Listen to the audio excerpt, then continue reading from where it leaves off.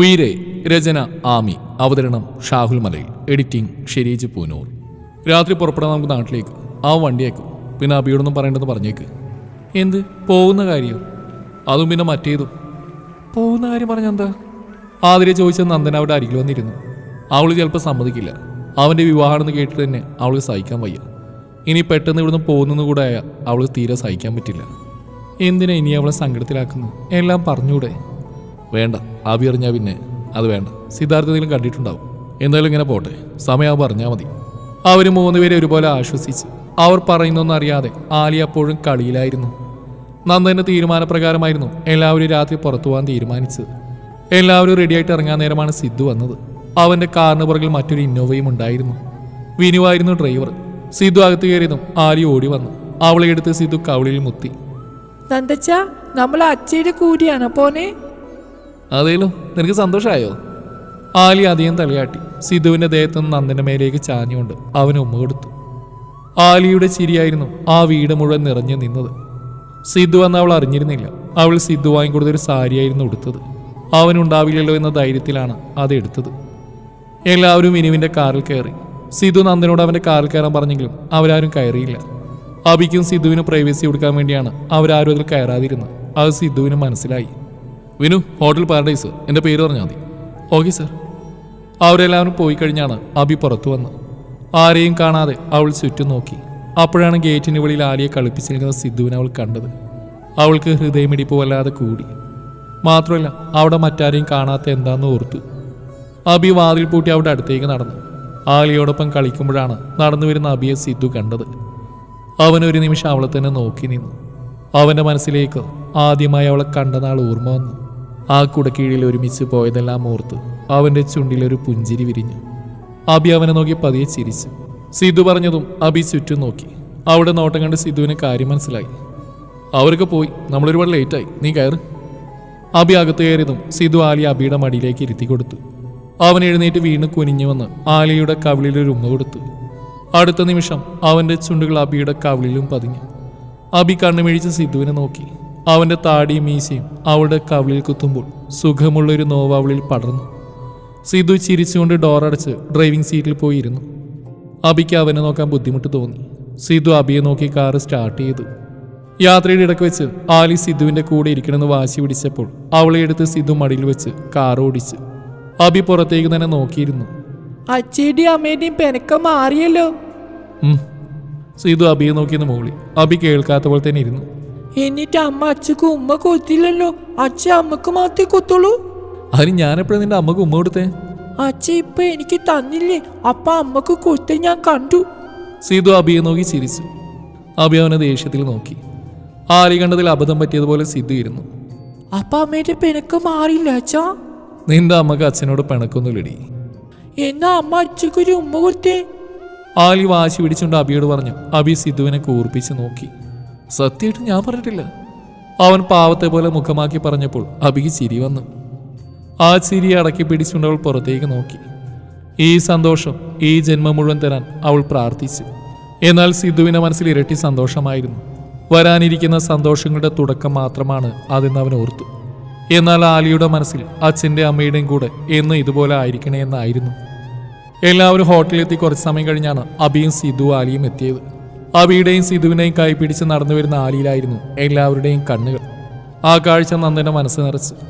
ആലിക്ക് കൊടുക്കാൻ കഴിയുന്ന ഏറ്റവും വലിയ സമ്മാനം നൽകാൻ വൈകിയതിൽ അവന് ഖേദം തോന്നി. അവരൊരുമിച്ച് എന്ന് ഇതുപോലെ കഴിയട്ടെ എന്ന് അവൻ പ്രാർത്ഥിച്ചു. എല്ലാവർക്കും അബിയുടെ മുഖത്തെ വിഷമം മനസ്സിലായിരുന്നു. പക്ഷേ അത് സന്തോഷത്തിന് മുന്നോടിയായിട്ടുള്ള സങ്കടമാവട്ടെ എന്ന് അവരും കരുതി. ഒരു വലിയ ഹാളിന് നടുക്ക് വലിയൊരു ടേബിളിന് ചുറ്റും അവരെല്ലാം ഇരുന്നു. സിദ്ധു പ്രത്യേകം പറഞ്ഞതായിരുന്നു അത്. സത്യത്തിൽ അത് അബിക്ക് വേണ്ടിയായിരുന്നു. അവളന്ന് രാത്രി പിരിയുമ്പോൾ അവിടെ കൂടെ നിൽക്കാൻ വേണ്ടി, പിന്നെ ആലിയോടൊപ്പം കൂടുതൽ സമയം ചെലവഴിക്കാൻ വേണ്ടി. മാത്രമല്ല അവളുടെ വീട്ടുകാരോട് ചെയ്തു പോയ തെറ്റെന്നോണം എല്ലാവർക്കൊപ്പം ഇരുന്ന് കുറച്ചു നേരത്തെ സന്തോഷം. അത്രമാത്രമായിരുന്നു അവൻ്റെ മനസ്സിൽ. അബിയുടെയും സിദ്ധുവിൻ്റെയും നടുക്കായിരുന്നു ആലി ഇരുന്നത്. അബി കൊടുക്കുന്നത് കഴിക്കാതെ അവൾ സിദ്ധു കൊടുക്കുന്നത് മാത്രം കഴിച്ചു. എല്ലാവരും ഓരോ സംസാരിക്കുന്നുണ്ടെങ്കിലും അബി മാത്രം മൗനമായിരുന്നു. ഇടയ്ക്ക് സിദ്ധുവിന് നേരെ മിഴികൾ പായുമ്പോൾ അവയെ അബി ശാസ്ത്രനയോടെ പിടിച്ചു നിർത്തി. സിദ്ധാർത്ഥ്, ഞങ്ങൾ രാത്രി തന്നെ പുറപ്പെടും. ശരിയാ സാർ, ഇനി കല്യാണത്തിനാണ്. അബി ഞെട്ടി സിദ്ധുവിനെ നോക്കി. എല്ലാവരുടെയും കണ്ണുകൾ അബിയിൽ തന്നെ ആയിരുന്നു. അവളുടെ മുഖത്തെ ഭാവങ്ങൾ കണ്ട എല്ലാവർക്കും സങ്കടം വന്നു. സിദ്ധു അത് കാണാത്ത പോലെ ഇരുന്നു. എന്നാൽ അഭിയോർത്ത് സിദ്ധുവിൻ്റെ വിവാഹത്തെക്കുറിച്ചായിരുന്നു. തൻ്റെ കൂടെ ഇത്രയും സന്തോഷത്തോടെ ഇരിക്കുന്ന സിദ്ധു മറ്റൊരു വിവാഹം കഴിക്കുമോ? അപ്പോൾ തന്നോടുള്ള പ്രണയം നഷ്ടമായോ? തന്നെ വേണമെങ്കിലും മോളെ വേണ്ടെന്ന് വെക്കുമോ എന്നുള്ള ചോദ്യങ്ങൾ അവളുടെ മനസ്സിൽ സംഘർഷം നടത്തി. മോളെ അഭി ബോധം വന്ന പോലെ സുമതിയെ നോക്കി. മിഴികൾ നിറയരുതേ എന്നായിരുന്നു അന്നേരം അവളുടെ മനസ്സിലെ പ്രാർത്ഥന. നമ്മളിവിടെ നേരെ നാട്ടിലേക്ക് പോവാം. നിനക്ക് എന്തെങ്കിലും അഭിപ്രായം പറയാനുണ്ടോ? ഇല്ലമ്മേ, അവൾ ചിരിച്ചുകൊണ്ട് പറഞ്ഞു. ആ നിമിഷം തന്നെ അവൾ എഴുന്നേറ്റ് വാഷ്റൂമിലേക്ക് നടന്നു. അവൾ പോയതും സിദ്ധുവിൻ്റെ മനസ്സും ഒന്ന് പിടഞ്ഞു. അവളോട് എല്ലാം പറഞ്ഞാലോടാ? വേണ്ട എന്തോ പറഞ്ഞാൽ ഇപ്പോൾ അവൾ സമ്മതിക്കില്ല. അവളുടെ വിഷമം കണ്ടില്ലേ നീ? പിന്നെ അവളിങ്ങനെ സമ്മതിക്കാതിരിക്കും? അവൾ ചിന്തിക്കുക മീരയെക്കുറിച്ചായിരിക്കും. അവൾ കാരണം മീരയുടെ ജീവിതം തകരുന്നോർത്ത് ചിലപ്പോൾ ആമി പിന്മാറാൻ ചാൻസ് ഉണ്ട്. അതുകൊണ്ട് കല്യാണത്തിൻ്റെ അന്ന് അറിഞ്ഞാൽ മതി. സിദ്ധു പറഞ്ഞ് ശരിയാണെന്ന് എല്ലാവർക്കും തോന്നി. അഭി അറിഞ്ഞാൽ മീരയുടെ സ്വപ്നങ്ങൾ തകർത്തു എന്നൊരു കുറ്റബോധം അവളിൽ നിറയും. സിദ്ധുവിൻ്റെ കണക്കൂട്ടിൽ പോലെ തന്നെ ആവട്ടെ എന്ന് എല്ലാവരും കരുതി. മീരയുടെ യഥാർത്ഥ മുഖം അവൾ കാണിച്ചു കൊടുത്താൽ അഭിക്ക് എല്ലാം മനസ്സിലാവും. മാത്രമല്ല, മീരയ്ക്കും അമ്പിയയ്ക്കും വിവാഹ ദിവസം ഒരിക്കലും മറക്കാൻ കഴിയാത്ത ഓർമ്മകൾ നൽകാനുമുണ്ടെന്ന് സിദ്ധു ഓർത്തു. അവൻ്റെ ചുണ്ടിൽ നിഗൂഢമായ ഒരു ചിരി തെളിഞ്ഞു. ഭക്ഷണം കഴിച്ചു കഴിഞ്ഞ് എല്ലാവരും എഴുന്നേൽക്കാൻ തുടങ്ങി. ലളിത ആലിയെ കൊണ്ട് കൈ കഴുകാൻ പോയി. അവിടെ നന്ദനും അനന്തവും സിദ്ധുവും മാത്രമായി. എന്താ സിദ്ധു നിന്റെ പ്ലാന്? സിദ്ധു അവർക്ക് മുമ്പിൽ അവൻ്റെ പ്ലാന് വിവരിച്ചു. എല്ലാം കേട്ട് കഴിഞ്ഞ് അനന്തു കണ്ണു മിഴിച്ച് അവനെ നോക്കി. എടാ, അപ്പം നിന്റെ അമ്മയാണോ അന്ന്? അറിയില്ല, സംശയം മാത്രം. എല്ലാം ഒന്ന് പുറത്തു വരും. പിന്നെ മീരക്ക് ആവശ്യം സ്വത്താണ്. അതിനുള്ള വഴി ഞാൻ കണ്ടെത്തിയിട്ടുണ്ട്. എന്നാലും നിന്റെ അമ്മ എന്തെങ്കിലും പ്രശ്നം ഉണ്ടാക്കിയാലോ? ഒന്നും ഉണ്ടാവില്ല. പിന്നെ നന്ദേട്ടൻ ഞാൻ ചോദിച്ചു പറഞ്ഞില്ല. അത് നമ്മുടെ അവിടെ അത്ര വലിയ ഓഡിറ്റോറിയം ഇല്ലെന്ന് എനിക്കറിയില്ലേ? നമ്മുടെ അമ്പലത്തിലില്ലേ? അത് മതി, കുറച്ചാളുകൾ മതി. അപ്പോൾ എല്ലാം പറഞ്ഞ പോലെ അവർ 3 പേര് ഒരുമിച്ച് എഴുന്നേറ്റു. എല്ലാവരും കൈ കഴുകി വന്ന് ആ ഹാളിൽ തന്നെയുള്ള സെറ്റിൽ ഇരിക്കുകയായിരുന്നു. ആ സമയമാണ് എല്ലാവർക്കും ഐസ്ക്രീം കൊണ്ടുവന്ന് ആലി അത് കോരി കഴിക്കുന്നതുകൊണ്ട് സിദ്ധു ചിരിച്ചുകൊണ്ട് നടന്നു. അഭി അത്രയും സമയം ബാത്റൂമിലായിരുന്നു. അവൾ പൈപ്പ് തുറന്നു വെച്ച് കരയുകയായിരുന്നു. എല്ലാവരും പോയെന്ന് മനസ്സിലാക്കി അവൻ മുഖം കഴുകി പുറത്തിറങ്ങിയതും അവിടെ സിദ്ധു ഉണ്ടായിരുന്നു. അഭിയെ കണ്ടതും സിദ്ധുവിൻ്റെ കണ്ണുകൾ പോയത് കലങ്ങി അവളുടെ മിഴികളിലേക്കായിരുന്നു. അവളെ ചേർത്ത് പിടിക്കാൻ അവൻ്റെ മനസ്സ് കൊതിച്ചു. അഭി വന്ന് കൈ കഴുകി വാതിൽ തുറക്കാൻ തുടങ്ങും മുന്നേ സിദ്ധു അവളെ വലിച്ച് അവനെ നെഞ്ചിലേക്ക് ഇട്ടു. ആ സമയം അഭി അവനെ എതിർത്തില്ല. അവളും കൊതിച്ചു പോയിരുന്ന ആ സാമീപ്യം. അവളെ ചുറ്റി പിടിച്ചുകൊണ്ട് അവൻ അവളെ വരിഞ്ഞു മുറുക്കുമ്പോൾ അവളുടെ കൈകൾ അവനെ ചുറ്റി പിടിച്ചിരുന്നു. എന്തിനാ കരഞ്ഞ്? അവൻ ചിരിച്ചുകൊണ്ട് അവളിൽ നിന്ന് അകന്നു. അവളുടെ മുഖം പിടിച്ചുയർത്തി അവളുടെ നെറ്റിയിൽ ചുംബിച്ചു. അവൻ്റെ ചുംബൻ അവൾ കണ്ണടച്ച് ഏറ്റുവാങ്ങുമ്പോൾ അവളുടെ ഹൃദയം പിടയുകയായിരുന്നു. അത് അവരുടെ അവസാന കൂടിക്കാഴ്ചയാണോ എന്ന് പോലും അവൾ ചിന്തിച്ചു. എന്നോട് ദേഷ്യമുണ്ടോ? അഭി ഇല്ലെന്ന് തലയാട്ടി. സിദ്ധു അടുത്ത നിമിഷം അവളുടെ കവിളിൽ ചുണ്ട് പതിപ്പിച്ചു. വേണ്ട. അഭി അവനെ തടഞ്ഞു. സിദ്ധു അവളുടെ നെറ്റിയിൽ നെറ്റിമുട്ടിച്ച് അവളെ നോക്കി. മോളോട് ഞാൻ എന്തെങ്കിലും കള്ളം പറഞ്ഞോളാം. ഇത്രയും കാലം കഴിഞ്ഞ പോലെ സിദ്ധുവേട്ടൻ സന്തോഷത്തോടെ ജീവിക്കണം. അപ്പോൾ നിനക്കൊരു ജീവിതം വേണ്ടേ? വേണ്ട, ഞാൻ സിദ്ധുവേട്ടൻ്റെ ഭാര്യയില്ലെങ്കിലും കുഞ്ഞിൻ്റെ അമ്മയാണ്. ഈ ജന്മനിക്ക് ആ സ്ഥാനം മാത്രം മതി.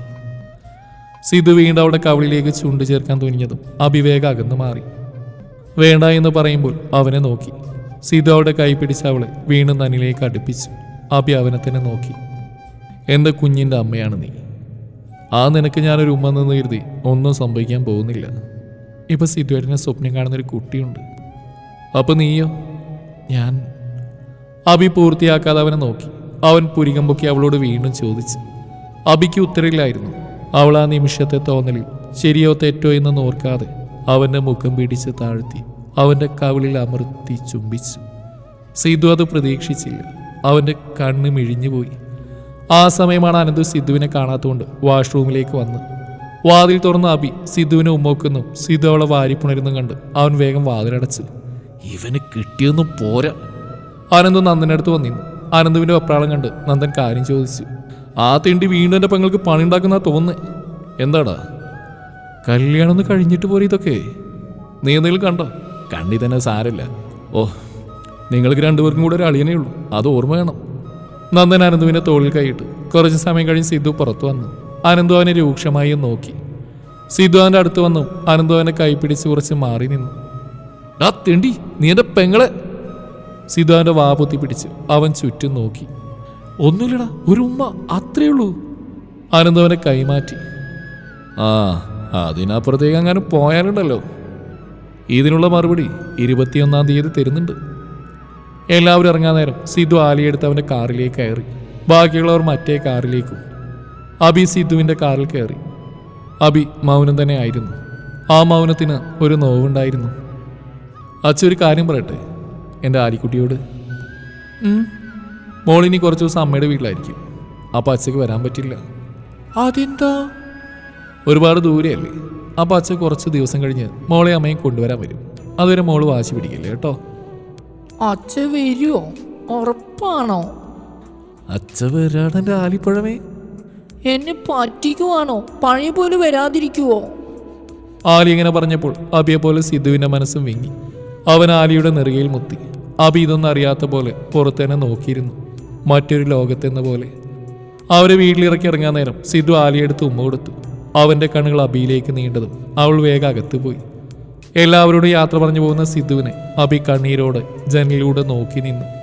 അവൻ കണ്ണിൽ നിന്ന് മാഞ്ഞതും അവൾ തകർന്ന മനസ്സോടെ ബെഡിലേക്ക് ഇരുന്നു. തിരിച്ചുള്ള യാത്രയിൽ സിദ്ധു അബിയിരുന്ന സീറ്റിലേക്ക് നോക്കി. ചുണ്ടിൽ ചെറു ചിരിയോടെ അവൻ ഇരുന്നു. കുറച്ചു ദിവസം നീ നാട്ടിൽ നിന്നു ആമി. നിന്നെ ഞാൻ സ്വന്താക്കുന്നു ആ വീട്ടിൽ നിന്ന് വേണം. എൻ്റെ പഴയ ആമിയായി. അവൻ മനസ്സിലോർത്തു.